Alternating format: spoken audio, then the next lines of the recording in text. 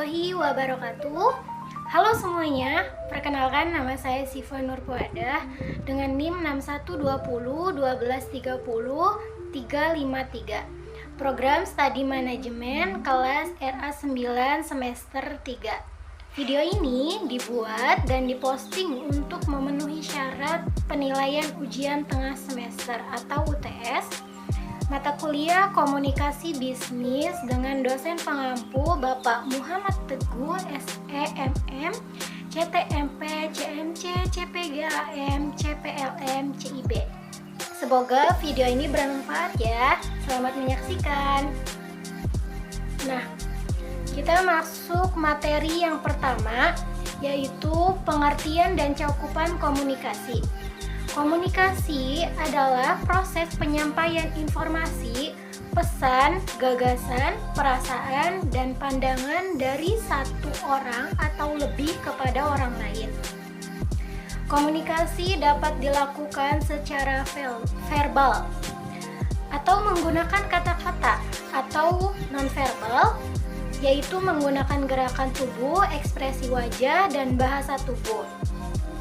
Kemudian, komunikasi memiliki peran penting dalam kehidupan manusia, baik dalam hubungan interpersonal, keluarga, teman, atau pasangan, maupun dalam dunia kerja. Selanjutnya ada unsur-unsur komunikasi.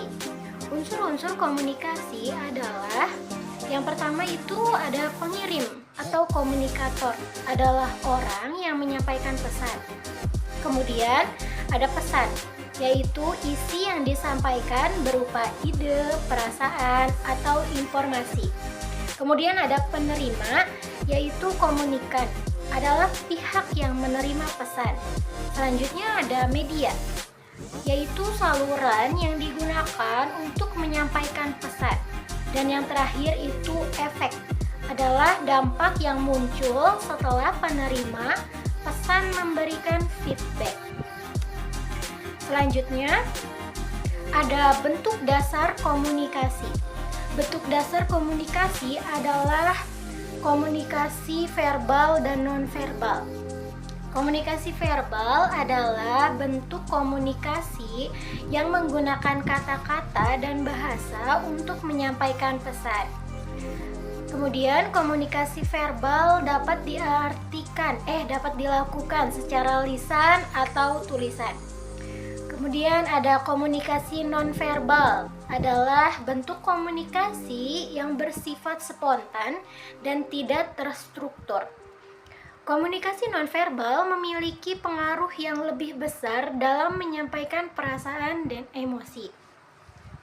Kemudian, selain komunikasi verbal dan nonverbal, ada beberapa jenis komunikasi lainnya seperti komunikasi formal, komunikasi informal, komunikasi internal, komunikasi intrapribadi, komunikasi interpersonal, komunikasi kelompok, dan komunikasi massa.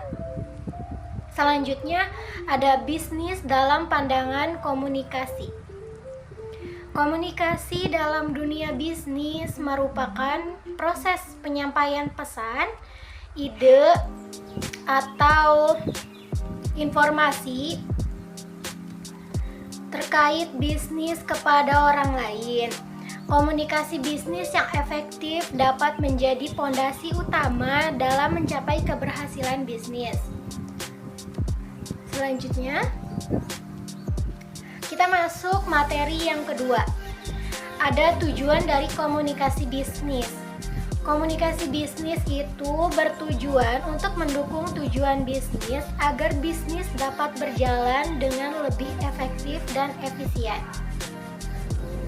Selanjutnya, umpan balik dan bentuknya.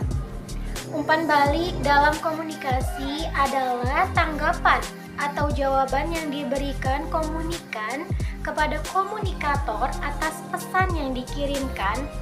Umpan balik juga dikenal dengan istilah feedback. Selanjutnya, kesalahpahaman dalam komunikasi. Kesalahpahaman dalam komunikasi adalah kondisi ketika pesan yang disampaikan tidak diterima atau terkirim dengan jelas, sehingga terjadi ketidaksesuaian antara apa yang dimaksudkan dan apa yang dipahami. Kemudian, ada memperbaiki komunikasi dalam organisasi. Berikut beberapa cara untuk memperbaiki komunikasi dalam organisasi, yaitu ada komunikasi langsung, berkomunikasi secara langsung dengan sesama rekan kerja. Selanjutnya ada mendengarkan, menjadi pendengar yang baik dan menerima pendapat orang lain. Selanjutnya ada berikan umpan balik, memberikan umpan balik yang konstruktif. Dan yang terakhir, hargai perbedaan, menghargai pendapat yang berbeda dan semua perbedaan. Oke, kita masuk ke materi yang ketiga, komunikasi dalam organisasi. Komunikasi dalam organisasi adalah proses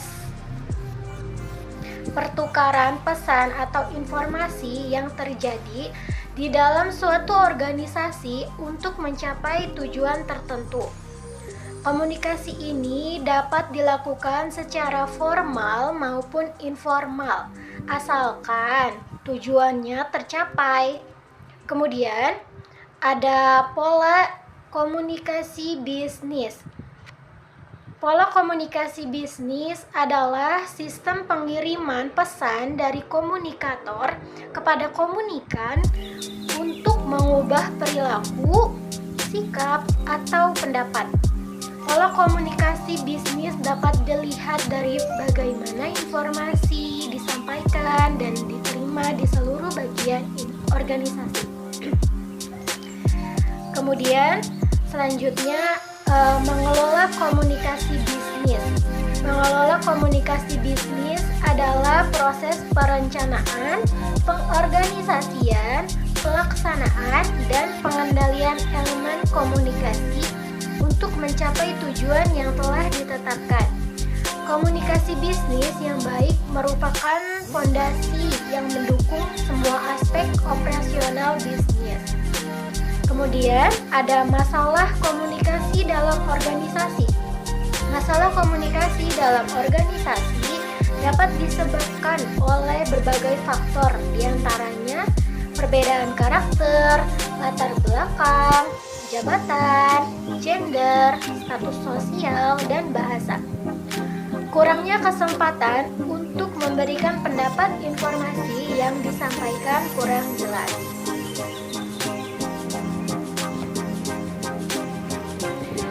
Kemudian masuk materi yang keempat, ada jenis-jenis komunikasi, yaitu komunikasi berdasarkan penyampaian. Komunikasi berdasarkan penyampaiannya dibedakan menjadi dua, yaitu komunikasi verbal dan non-verbal. Komunikasi verbal yaitu komunikasi yang menggunakan kata-kata atau simbol-simbol baik secara lisan maupun tertulis. Kemudian ada komunikasi non-verbal, komunikasi yang menyampaikan informasi tanpa menggunakan kata-kata atau ungkapan verbal, tetapi dapat menggunakan gerak tubuh, sikap tubuh, kontak mata, ekspresi muka, kedekatan jarak, ataupun sentuhan. Kemudian ada komunikasi berdasarkan perilaku. Komunikasi berdasarkan perilaku dapat dibedakan menjadi dua jenis, yaitu formal dan informal. Komunikasi formal yaitu komunikasi yang dilakukan dalam konteks profesional atau resmi dengan aturan dari dan norma yang sudah ditetapkan. Contohnya, presentasi di ruang rapat atau laporan. Kemudian ada komunikasi informal.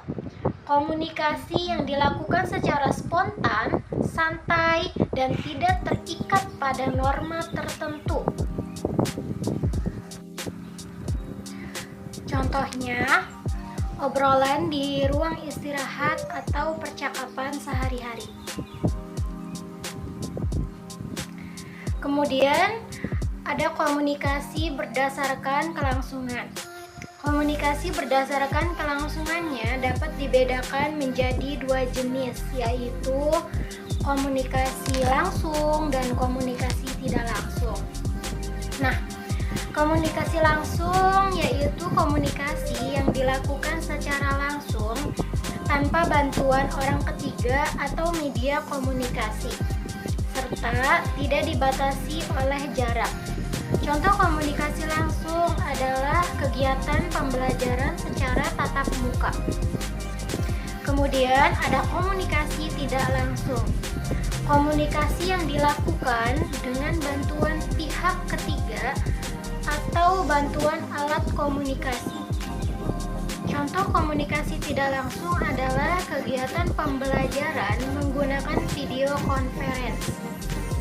Kemudian ada komunikasi berdasarkan maksud. Komunikasi berdasarkan maksud yaitu adalah interaksi yang dilakukan dengan tujuan tertentu yang diinginkan oleh pengirim pesan kepada penerima pesan. Beberapa contoh komunikasi berdasarkan maksud adalah pidato, ceramah, wawancara, perintah atau tugas, memberikan saran, dan kritik. Kemudian, ada komunikasi berdasarkan ruang lingkup. Komunikasi berdasarkan ruang lingkupnya dibagi menjadi dua, yaitu komunikasi internal dan komunikasi eksternal. Oke, kita masuk materi yang terakhir, yaitu materi yang kelima. Ada komunikasi bisnis terhadap perusahaan. Komunikasi bisnis adalah pertukaran informasi, ide, dan instruksi yang dilakukan dalam lingkungan perusahaan untuk mencapai tujuan bisnis. Komunikasi bisnis yang efektif dapat membawa manfaat bagi perusahaan, seperti menjalin kerjasama yang menguntungkan, membangun hubungan bisnis yang harmonis, memperkuat hubungan dengan mitra bisnis, kemudian mempermudah proses kerjasama dengan perusahaan lain, serta memperbaiki pengelolaan bisnis. Kemudian, ada cara yang benar dalam berkomunikasi terhadap perusahaan. Komunikasi bisnis yang efektif adalah proses dua arah yang melibatkan mendengarkan dan berbicara.